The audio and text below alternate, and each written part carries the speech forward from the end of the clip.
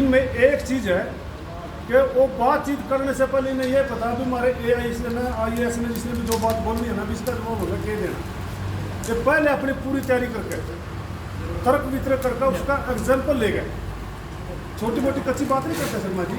और वो बाकी बात आप शर्मा जी आपको विस्तार से बताएंगे जो सरकार से बातचीत होगी उसके बारे में भी और आगामी मीटिंग के अध्यक्ष मास्टर करमवीर दूम जी, संचालन कर रहे साथी रामवीर जी, उपस्थित रिटायर्ड कर्मचारी संघ के जिला प्रधान साथी राज जी, उप प्रधान साथी करमवीर शर्मा जी, कोषाध्यक्ष साथी सूरज लखावत जी, हमारे बड़े भाई साहब दयानंद मान जी, कर्मचारी संघ के पदाधिकारी साथी चैन सिंह, सभी सम्मानित साथियों, जो मुख्य तौर पर जो बात साथियों ने रखी है उन पे मैं बात रखूंगा जो मेरे जिम्मे सौंपी है।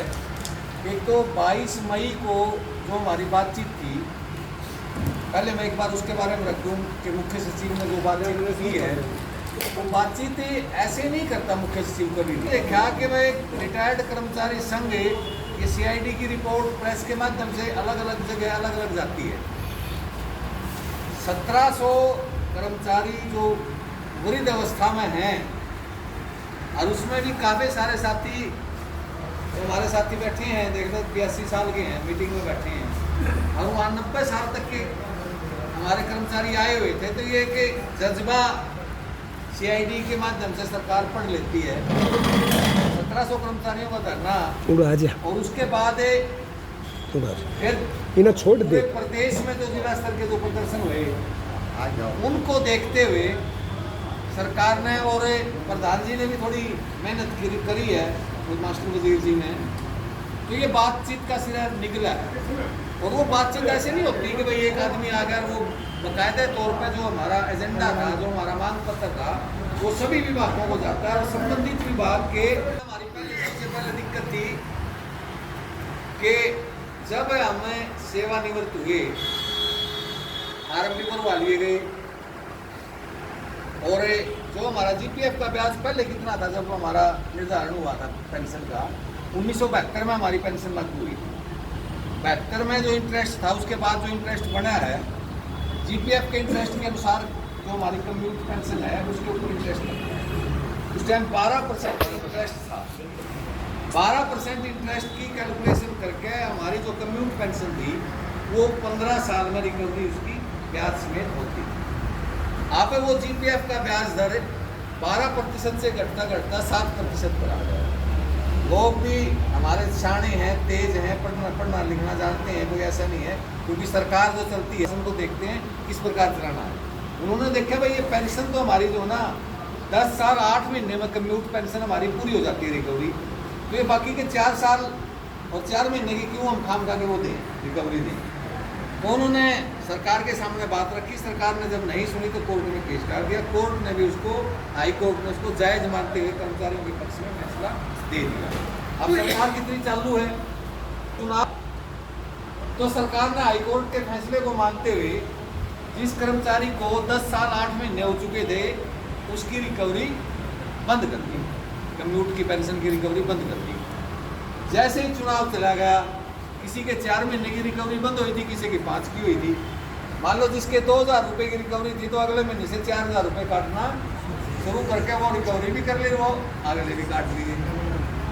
अब जब हमने बात रखी कि भाई ये कम्यूट की गई पेंशन की जब रिकवरी बंद हो गई थी तो सुप्रीम कोर्ट में चली गई। आप जाओ UNO में, हमें क्या मतलब है, हमें हाई कोर्ट ने फैसला दिया, आपने इम्प्लीमेंट कर दिया, क्या सुप्रीम कोर्ट ने स्टे दिया क्या हाई कोर्ट के फैसले पर? नहीं दिया। स्टे नहीं दिया तो आपने कैसे रिकवरी बंद कर दी? पर्सन है ये स्टे फैसला, सुप्रीम कोर्ट फैसला करेगी 10 साल में, आपने लागू क्यों किया था? या तो वोट लेने के लिए तो आपने लागू कर दिया, वोट के जाते फिर आपने, सरकार स्तर का फैसला है और सुप्रीम कोर्ट में जो रिट एडमिट होगी अब हम उसको वापस नहीं ले सकते और ये सुप्रीम कोर्ट के फैसले के बाद भी आपके ऊपर लागू हो जाएगा। अब उसके बाद फिर सरकार के नियम में भी एक वो है ACP रूल है, ACP रूल में साफ तौर पर लिखा हुआ है कि 12 महीने की सर्विस के बाद सेटिस्फैक्ट्री सर्विस के कंटिन्यूटी 12 महीने सेटिस्फैक्ट्री सर्विस के बाद इंक्रीमेंट की लगेगी एसीपी की। लेकिन एसीपी लगते टाइम वो आदमी नेक्स्ट डे ड्यूटी पर हो। अब जिस आदमी की 30 जून को इंक्रीमेंट लगती थी, 30 जून को जो रिटायर होगा, 1 जुलाई को इंक्रीमेंट लगेगी, 12 महीने की उसकी पूरी सर्विस होगी। 1 जुलाई को तो वो ड्यूटी पे नहीं हो तो रिटायर होगा।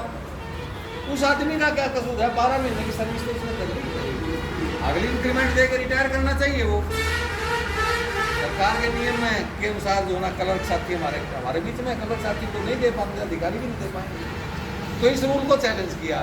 चैलेंज करने पर हाईकोर्ट ने इस रूल को सही माना। उसके बाद फिर कुछ हमारे साथी जो एक बार 8वां वेतन 7वां वेतन आयोग जब लागू हुआ था, तो उस टाइम में किसी के इंक्रीमेंट, जैसे किसी ने तो इंक्रीमेंट मिल गई थी 6 महीने बाद, और किसी ने इंक्रीमेंट मिली थी 15 महीने बाद। तो वो जुलाई में इंक्रीमेंट सबकी फिक्स करी थी। तो फिर जब हमने आंदोलन किया तो वो प्रोस्पेरिटी मतलब आनुपातिक इंक्रीमेंट सबको दे दी थी। 11 महीने की जिसके बनते हैं उसको तो मिली गई थी, जिसके 12 से ज़्यादा महीने बनते थे उस अनुपात में उसको ज़्यादा इंक्रीमेंट देकर फिक्सेशन करी थी। तो यूए केस फिर डाल दिया, उसमें भी हम जीत गए। अब जीत गए तो सरकार ने जो ना इसको फिर सुप्रीम कोर्ट में लेके गई है। बस ये फैसला भी उसने ये कहा कि सुप्रीम कोर्ट में आने के बाद ही होगा। हमने कहा आप भी इस लाइन में आओगे, हो सकता है आप भी 12 महीने की सेवा करके रिटायर होते जाओगे, फिर आपका क्या होगा भाई इसको लागू कर दो आप। और आप भी सारे वहाँ हंसने लग गए, बोले जी आप तो हमारे ऊपर एग्जाम्पल करके इसको लागू करवाना चाहते हैं। मैं लागू नहीं, एम्प्लॉई रो रहा है इस बारे में। 12 महीने की सर्विस के बाद इंक्रीमेंट मिलनी चाहिए थी, वो नहीं मिल पा रही। बहुत से लोगों को ऐसी भी नहीं मिल पा रही। तो ये मामला तो आ गया इसमें। अगली जो हमारी बातचीत थी, हमने कहा कि आज सरकार जो ना 80 साल की एज के बाद 20% उसके बेसिक पे में बढ़ोतरी करती है पेंशन। हमने कहा 80 साल की एज लाइफ तो कम होगी, आप इसको 65, 70, 75 और 80 4 पार्ट करते हुए इस 20% के भी 4 पार्ट कर दो, 5-5%, ताकि वो बेनिफिट तो ले रहे हैं। बहुत से लोग तो 70 साल में 75 साल में एक्सपायर होते हैं, कोई 78 साल में एक्सपायर होगा। वो 80 की 20% की बढ़ोतरी कहाँ से ले पाएगा? इसको बाइफरकेट कर दो। वो हंसने लगा, बोला अब तो जो ना बोला 80 साल की एज क्यों नहीं होती? अब तो बहुत से लोगों की मतलब स्वास्थ्य लाभ ठीक लोग कर रहे हैं, स्वास्थ्य सुविधाएं सरकार बढ़िया दे रही है। मैं कैशलेस स्वास्थ्य लाभ नहीं गया, स्वास्थ्य सेवाओं के नाम पर बात कर रहे हो। और गुजरने वाला तो आजकल बीमारियाँ इतनी हार्ट अटैक की साहब बीमारी है, बिना बीमारी वाला कोई प्रोडक्ट दे ही जा रहा है। तो वो बोला ये तो हम दोनों मका हमने ये नहीं कहा कि जब मुख्यमंत्री मनोहर लाल खट्टर बने थे उस टाइम सर्वकर्मचारी संघ के साथ एक मीटिंग हुई थी, और वो मिनट्स भी हम लेके गए हुए थे कि आज से ठीक 7 साल पहले सरकार ने ये करा था, हम इस पर संज्ञान